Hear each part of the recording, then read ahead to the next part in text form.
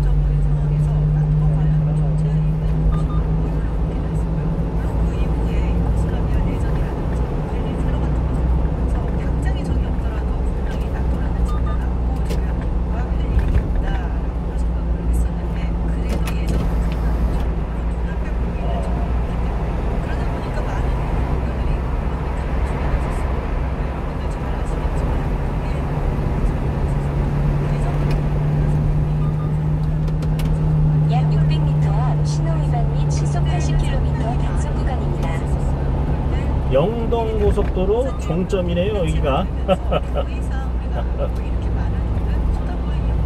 장수 IC인가 아마 저희 수도권 제1 순환고속도로 만나는 곳이 장수 IC일 거예요.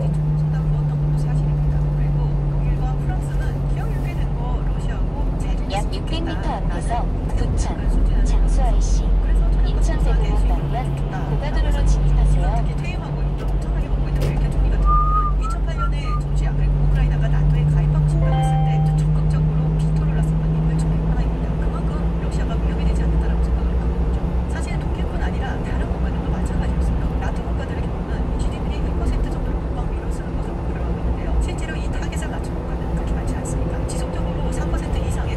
잠시 후 고가도로로 진입하세요. 맛있네.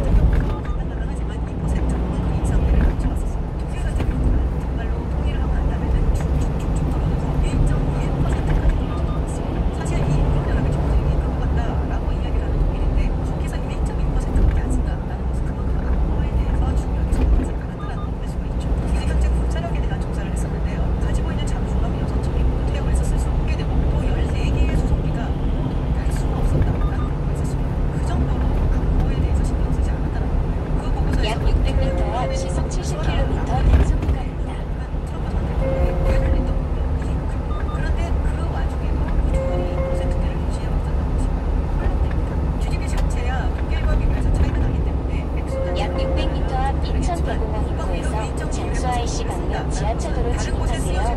끌어다가 국방비에다가 쓰겠다라는 것으로 해석되었을 수 있습니다. 특히 러시아가 우크라이나를 침공한 이후에 자신들이 가지고 있던 무기를 우크라이나에게 전격적으로 전달해서 한국에 와서 대규모 쇼핑을 했습니다. 잘 알려진 이야기죠. 러시아가 우크라이나를 침공한 이후에 많은 유럽국가들은 국방비를 증액하겠다라고 너도나도 선언을 했습니다. 근데 그 중에서도 또 폴란드는 일본이에요. 작년에 폴란드가 GDP의 3%대로 국방비를 잠시 후 지하철도로 진입하세요. 그런데 올해 초에 이걸 GDP의 3%가 아닌 4%를 국방비에 쓰겠다라는 그야말로 군사 강국이 되겠다라는 이야기를 하는 것이죠. 이런 폴란드의 강경한 태도는 처음에는 러시아와의 긴 악연에서 생겨난다라고 다음 안내까지 계속 직진입니다. 폴란드는 16세기, 17세기 전반까지 굉장히 잘 나가던 국가였습니다. 경제적으로, 정치적으로, 군사적으로 매우 우수했었다 시기를 보냈습니다. 군사 이야기 좋아하시는 분들 다 들어보셨을 거예요. 미국도 불사. 그런데 18세기 들어오면서부터 나락으로 가기 시작하죠. 러시아와의 전쟁도 있었고 대북방 전쟁, 폴란드 왕위 계승 전쟁 등이 계속하면서 폴란드의 국력을 쇠락하기 시작합니다. 18세기 들어와서는 주변 국가들에게 분할되기 시작을 하는데요. 프로이센, 오스트리아 그리고 러시아가 세 차례에 걸쳐서 폴란드를 분할, 잠식하고 대거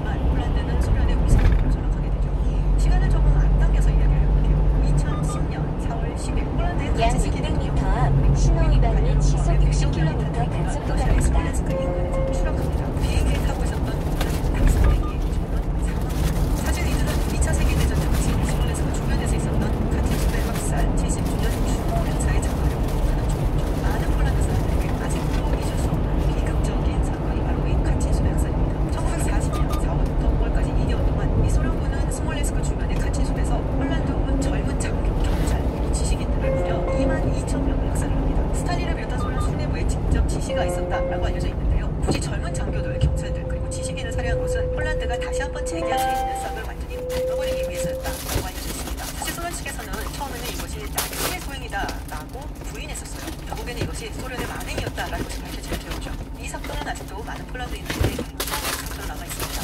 이건 하필이면 70주년 추모 행사에 가던 폴란드의 대통령 부부와 고위 관료들이 탔던 비행기가 추락을 한 거예요. 특히 카친스키 대통령 같은 경우는 굉장히 친서방적인 성향을 가지고 있었고요. 그래서 당연히 모스크바와는 사이가 좋지 않았습니다. 추후 조사에 따르면 조종사의 실수 그리고 관제탑의 실수로 인해서 벌어진 일이다라고 했는데 글쎄요, 많은 폴란드 사람들은 그 결과를 별로 믿지 않는 듯해 보였습니다. 그래서인지 이 폴란드인들의 러시아에 대한 인식은 그다지 좋지 않은 것 같아요. 물론 우크라이나 전쟁이 터지고 난 다음에 한 조사라서 훨씬 더 그 감정이 안 좋아졌다라고 볼 수 있지만 작년에 퓨어 리서치에서 조사한 바에 따르면 폴란드 사람들의 94%가 러시아를 위협으로 바라보고 있었고요. 우크라이나에게 무기를 보내줘야 된다라는 의견이 무려 84%였습니다. 그러면서 난민도 적극적으로 받아들이고 있고 지금 전쟁 때문에 밖으로 나간 우크라이나 난민이 800만 명이 넘는데 이 중에 150만 명을 폴란드에서 수용하고 있죠. 그런데 사실은 우크라이나도 폴란드하고 좀 가까이 있는 나라입니다.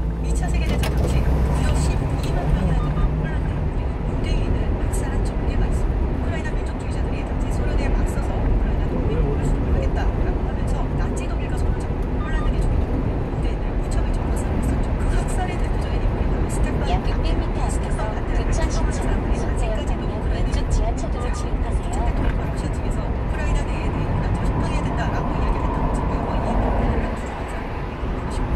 우크라이나가 이걸 국가적으로 인정을 하지 않기 때문에 폴란드 입장에서도 사실 굉장히 껄끄러운 역사인데 그럼에도 불구하고 우크라이나 국민들을 받아주고 침에 대해서 강경 목소리를 내고 있다라는 것은 러시아를 그냥 위협이 아니라 구조적 위협으로 있다라는 얘기죠. 어떻게 보면 폴란드는 우크라이나와 벨라루스를 사이에 잠시 후 왼쪽 지하차도로 진입하세요. 만약에 중간에 있는 벨라루스와 우크라이나가 없어진다면 어떨까? 원정 있는 국가가 없어져라고 생각을 내가 해볼 수 있고요. 송내역이죠. 사실 러시아와 송내역. 벨라루스가 다음 안내까지 계속 직진입니다. 송내 아저씨가 왼쪽에 있습니다. 이 계획은 원래 1990년대에 등장을 했어요. 아, 이거 엄청 막히는 네요, 여기가. 이 계획을 벨라루스 측에서도 상당히 적극적으로 추진했었다라는 얘기가 있는데요. 송내 이게 지하차도인가? 송내 지하차도라고 돼 있죠. 가봅시다.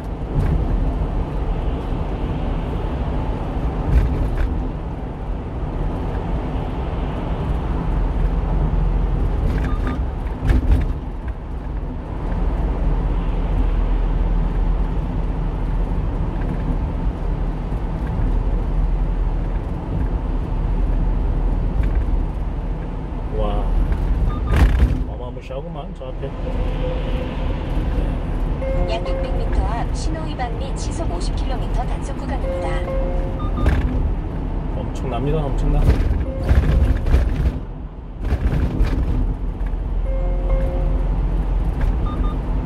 아이고, 저 앞에가 어떻게 된 그건지.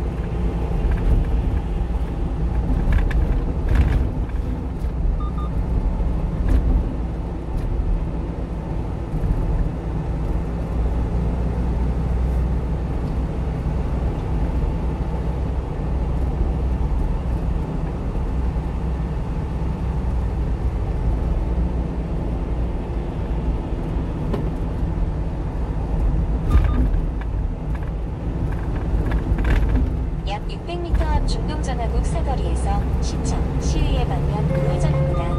약 600m 앞 신호위반 및 시속 50km 단속 구간입니다.